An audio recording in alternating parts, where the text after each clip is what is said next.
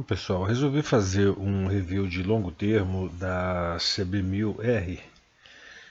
Especificamente, essa moto é uma 2013, a qual eu possuo há cerca de 2 anos e atualmente com pouco mais de 26 mil quilômetros rodados. Essa motocicleta peguei zero e eu já tinha tido outras motos no passado, desde trail, custom e outras de cilindradas grande, quando optei então por pegar uma Naked, em função da manobrabilidade e a praticidade de uso. E aí vem um detalhe interessante.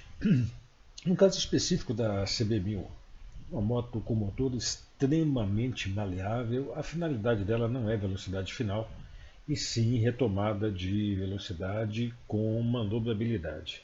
Foi feita mais, né, baseada num conceito que a Honda havia lançado de Street Fighter. Embora, é claro, o Street Fighter aqui diga mais a vias de alta velocidade urbana do que necessariamente pequenas ruas, né? Bom, a moto tem um motor extremamente flexível, você em sexta marcha praticamente a partir de 60 km por hora, não há necessidade de redução da velocidade das marchas para uma retomada eficiente. A impressão que se tem às vezes, inclusive, que você está com uma moto de câmbio automático. O perfil dela é relativamente estreito, apesar dos 4 cilindros em linha no motor, que permite manobrar facilmente por entre os carros no trânsito, e a distância entre eixos também contribui para essa manobrabilidade. A gente costuma brincar dizendo que é quase uma CG, já que, embora seja uma moto relativamente pesada, cerca de 200 kg em ordem de marcha, quando em movimento essa manobrabilidade é fantástica. Alguns improvements eu tive que fazer, né? Um deles foi a colocação do slider, que na minha opinião deveria já vir de fábrica algum tipo de proteção, pelo menos, né? Proteção para motor, não, proteção para tanque, né? Em caso de quedas que podem acontecer com uma frequência muito grande, inclusive para as pessoas, considerando-se pessoas de pouca experiência em motos de grandes cilindradas, né? O cara costuma cair parado.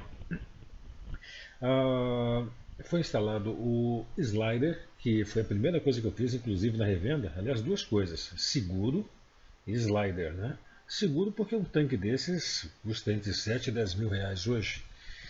Uma ponteira de escapamento dessas, 7, 8 mil reais. Se você está num tombo bobo, você perde tudo isso. Seguro da moto não é barato. Acabei instalando o spoiler e, curiosamente, eu não senti absolutamente nenhuma melhora no desempenho na estrada. Essa é uma moto cuja velocidade final é limitada em 250 por hora, velocidade essa que você atinge se deitar sobre o tanque. Eu geralmente não deito, fico de pé, então a velocidade final fica ali em torno dos 235 mais ou menos. Após a colocação do spoiler, não mudou absolutamente nada nessa velocidade final. Eu havia trabalhado durante algum tempo com a ponteira esportiva.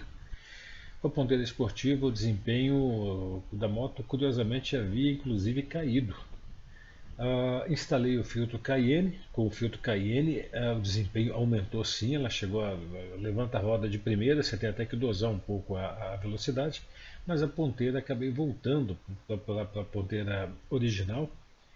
Com isso, o desempenho melhorou, o consumo melhorou também e assim vai. Instalei o paralamas traseiro, que é uma peça também que é fundamental, porque ela joga lama sobre o amortecedor, fica uma coisa meio chatinha, né? Sujando aquela parte de baixo todinha. Então é outra peça que deveria ser original e não sabe-se lá por que tipo de lambonice a Honda não libera essa moto da concessionária já com o modelo com o paralamas original. Durante algum tempo eu troquei esse pneu, a medida dele é 180, 180 55. Eu trabalhei com 190-50 da Hayabusa e foi uma burrice que eu fiz, porque a moto perdeu completamente a dinâmica, principalmente em curvas, deixou de ficar equilibrada. e eu não estava usando a lateral do pneu, ou seja, estava sobrando pneu e eu não estava usando. Na minha opinião, o pneu tem que ser a medida original realmente. Só que eu não estou usando o Batlang da Bridgestone original não, porque aquele pneu muito macio dura em torno de 3.000 a 4.000 quilômetros. Estou usando o Road Pilot 4, 3, no caso não, esse é o Road Pilot 2, que tem uma duração aí em torno de 15.000 quilômetros. O único detalhe importante é, nas curvas ele tem uma boa aderência nos ombros, mas você tem que esquecer que a moto tem freio dianteiro. Relutei bastante para colocar uma bolha para para-brisas, que não combina com a moto, mas acabei colocando. Mas por que isso? Porque eu vou falar uma coisa para você. Até 160 por hora, essa moto vai bem. Acima disso, é extremamente desconfortável em função da pressão de vento. E após ter colocado essa bolha, puxa vida, eu estava andando ali achando que eu estava 130, 140, já estava 220 sem perceber. Impressionante o negócio, como é que uma peça tão pequena faz tanta diferença para a gente que usa essa moto mais, mas não, quase que exclusivamente na estrada. Eu compraria essa moto novamente? Se eu quisesse uma Naked, eu compraria essa moto sim.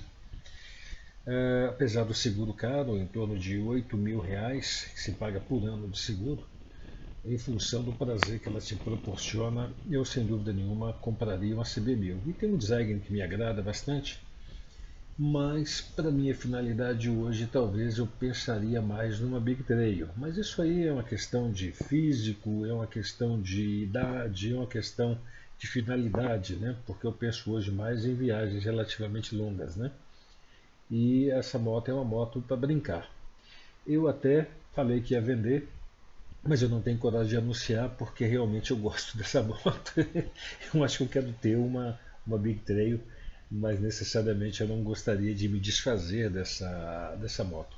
Instalei essa barra também essa barra no guidão, porque ela é útil tanto para câmera quanto para GPS. Aliás, GPS em moto desse tipo é esquemão de motoboy, né, cara? Então você coloca ali, eu reluto um pouco, né, para essa finalidade e tudo, mas a barra está ali para instalação de acessórios. Atualmente uso só mesmo a câmera naquela posição.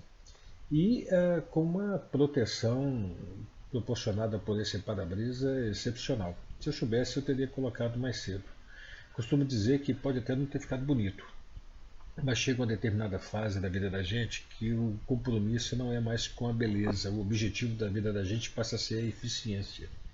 E sem dúvida nenhuma a moto ficou muito mais eficiente para a finalidade que eu me utilizo, que é mais estrada. Quanto à estabilidade, irrepreensível. Quanto à manobrabilidade, irrepreensível. É uma moto extremamente ágil, você pode entrar com tudo que ela não te dá sustos. Ela não te deixa, não é uma moto dura para você fazer curva, muito pelo contrário, né? Quanto aos freios, eu não uso ABS, né? Mas ABS é mais seguro. Sim, mas eu sou motociclista, pô, mas eu aprendi a pilotar sem ABS. E estou muito bem assim, muito obrigado. Já pilotei moto com ABS, mas eu sou da antiga, cara. Eu sou de um tempo que a gente aprendia a usar freios. O freio dela é muito bom. Então, como eu disse, compraria essa moto? Compraria-se. Com quanto a consumo? 18 por litro andando na educação, 10 andando na falta de educação. Não é para qualquer um, né? Obrigado, gente. Muito agradecido aí pela atenção.